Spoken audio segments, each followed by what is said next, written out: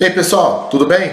Passando hoje aqui para falar um pouquinho sobre esse Corinthians e Boca Juniors de logo mais, duas equipes que já se enfrentaram nessa Libertadores, né? Para quem não lembra, estavam na mesma chave na primeira fase, o Boca ficou em primeiro, o Corinthians em segundo, e por isso, depois desse sorteio, o Corinthians acaba tendo que receber o Boca nesse primeiro jogo, válido pelas oitavas de final. E é curioso a gente observar que os dois duelos entre essas equipes acabam indicando para o Corinthians qual é o melhor caminho para se enfrentar o Boca nesse duelo aí de 180 minutos. No jogo na Neoquímica Arena, na fase de grupos, o Corinthians venceu por 2-0 e acho até que ficou barato o resultado. O Corinthians poderia ter feito uma margem maior de gols e no segundo turno da fase de grupos o Corinthians conseguiu segurar um empate na Bombonera. Teve a situação lá do Cantígio expulso no segundo tempo. O Corinthians até chegou a abrir o placar com o Duqueiroz naquele jogo e depois sofreu o empate do Benedetto, mas foi um jogo em que mostrou algumas coisas que o Corinthians não deve fazer no segundo duelo. Eu vou chegar lá já. Primeiro ponto é a gente contextualizar o momento do Boca Juniors, né? Eles ganharam a Copa da Liga da Argentina, mas sem apresentar um grande futebol. É claro que é um clube gigantesco, um dos maiores vencedores do futebol mundial, tem muito peso na camisa, tem ótimos jogadores, né? O Boca Juniors tem um ótimo elenco por elenco, no meu modo de ver hoje, tem um elenco até melhor um pouco do que o Corinthians, mas coletivamente não é um time tão confiável assim. Hoje o Boca Juniors não é mais time que o Corinthians, mesmo o trabalho do Sebastião Batalha, né, ex-volante do clube e atual treinador, próximo de completar um ano, ele assumiu em julho do ano passado, ganhou a Copa da Argentina, ganhou a Copa da Liga, mas é uma equipe que até tem organização, só que não oferece assim um conceito ofensivo de criação de jogadas com tanta frequência. Não é um time que se imponha tanto contra os adversários assim, por mais que tente fazer isso muitas vezes com a posse de bola. Acho que o Corinthians ele vive até um momento melhor do que o Boca Juniors, que teve um início aí de campeonato argentino bem irregular. 5 rodadas, 3 vitórias e 2 derrotas até o momento. Para esse jogo, o Boca tem um desfalque do Fabra, lateral esquerdo colombiano, experiente, e talvez esteja aí um bom caminho para o Corinthians nesse primeiro jogo. Eu vou explicar o porquê. E também não tem o Sálvio, né? O Totó Sálvio, Eduardo Sálvio, jogador muito famoso do futebol argentino, estava aí há 3 anos no Boca Juniors, deixou o clube, foi para o Pumas do México, não joga mais pelo clube de Buenos Aires. E aí deve jogar o Zeballos e o Vidia, né? São os 2 pontos que vem jogando. O Zeballos é um jovem de 20 anos, muito bom jogador. O Vidia colombiano que recentemente aí foi acusado de estupro, ainda responde por isso. Aliás, esse é apenas um dos problemas extracampo do Boca, né?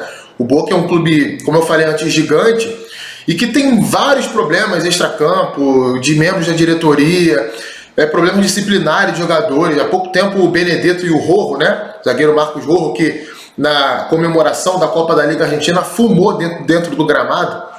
E ele, junto com o Benedetto, recentemente faltaram ao treino. Foram para uma festa, chegaram tarde e aí faltaram ao treino do Boca, receberam uma suspensão. Tem problema contratual de jogador, tem problema entre membros da diretoria, enfim, são coisas ali que grandes clubes no Brasil e na Argentina acabam passando por isso e o Boca não está livre. Do campo e bola especificamente, esse primeiro jogo, o Corinthians tem que tentar repetir aquilo que fez no jogo da fase de grupos em São Paulo, que foi marcar a saída de bola do Boca, jogar no campo de ataque, ser um time agressivo, atacar a área com bastante gente.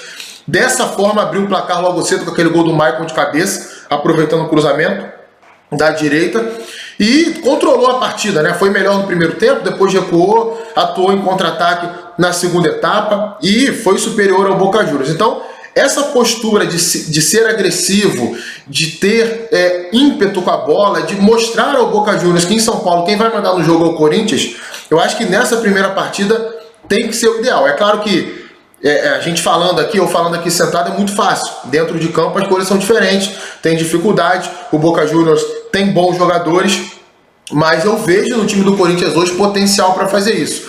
E como utilizar isso? Utilizando muitas triangulações pelos lados do campo. Na partida contra o Santos isso já foi notório, né? O quanto o Corinthians consegue trabalhar bem assim. E contra o Boca, principalmente por um lado que o Corinthians é muito forte, que é o lado direito, sobretudo com o retorno do Fagner, crescimento do Mantuan. Não sabemos quem vai jogar por ali, se é o Mantuan, se é o Adson, se é o Gustavo Mosquito. Seja quem for que entre ali na ponta direita, é um Corinthians muito forte, é um Corinthians que consegue desenvolver essas triangulações por ali, com coordenação dos movimentos entre jogadores, com intensidade. E no setor vai atuar o Sanders, né? Sanders, que é o lateral esquerdo que vai substituir o Fabra. Sanders fez apenas 6 jogos na temporada até o momento, 5 como titular. É um jogador que não tem tanta experiência internacional, talvez possa sentir esse volume do Corinthians por ali. Principalmente porque é um setor do campo, a gente está vendo no campinho aí, que quem joga por ali para ajudar é o Oscar Romero, irmão do Ángel Romero, né, que fez história no Corinthians. O Oscar é um jogador pouco afeito à marcação. E o Zeballos, né? Zeballos também não é um jogador assim tão privilegiado fisicamente para fazer essa função de marcar ali o tempo inteiro pelo lado esquerdo. Então, é um caminho importante para o Corinthians. É claro que o jogo da volta vai depender do resultado que a gente vai ter nessa partida aqui em São Paulo. Mas o que o Corinthians não pode repetir de forma alguma é o comportamento que teve depois que abriu o placar no Bombonera. O Corinthians começou o jogo muito bem naquela fase de grupos, né, marcando num bloco médio, mas com muita força, muita pressão na bola, muita pegada, setores compactos.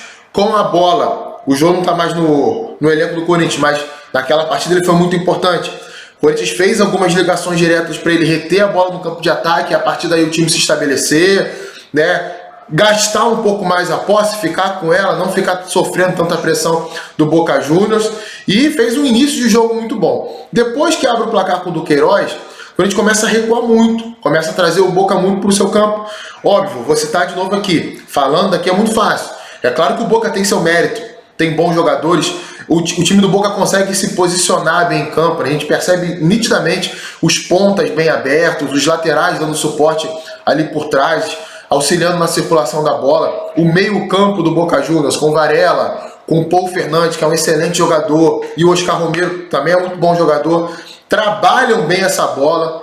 O Benedetto é um camisa 9 de valor aqui na América do Sul, um jogador que se mexe muito bem, finaliza muito bem, sabe fazer um bom trabalho de pivô, então não vai ser fácil.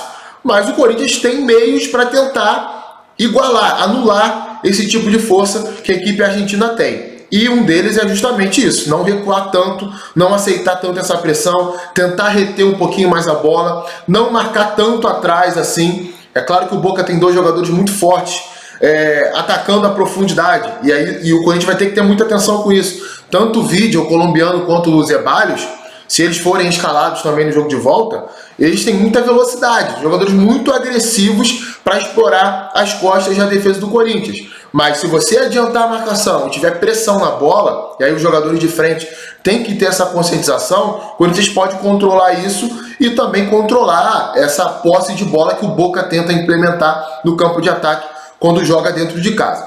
Então eu acho que assim, o que a gente pode resumir? Os 2 jogos da fase de grupos indicaram para o Corinthians que o caminho tem que ser esse. E mais do que isso, mostraram ao Corinthians e a todo mundo que o Boca Juniors não é aquele bicho-papão de outrora, não é aquele time que vai te dominar inteiramente, que tem jogadores muito melhores do que os seus. Então eu acredito muito que o Corinthians pode se impor, principalmente por esse momento, vem jogando melhor nos últimos jogos e passar para a próxima fase da Libertadores da América. Beleza, galera? Se gostaram do vídeo, deixa aí o seu like, a sua curtida, compartilhe aí com os amigos nos grupos de WhatsApp e não deixem de se inscrever no canal, que é muito importante para o nosso crescimento. Beleza? Forte abraço para vocês e um bom jogo para todo mundo logo mais.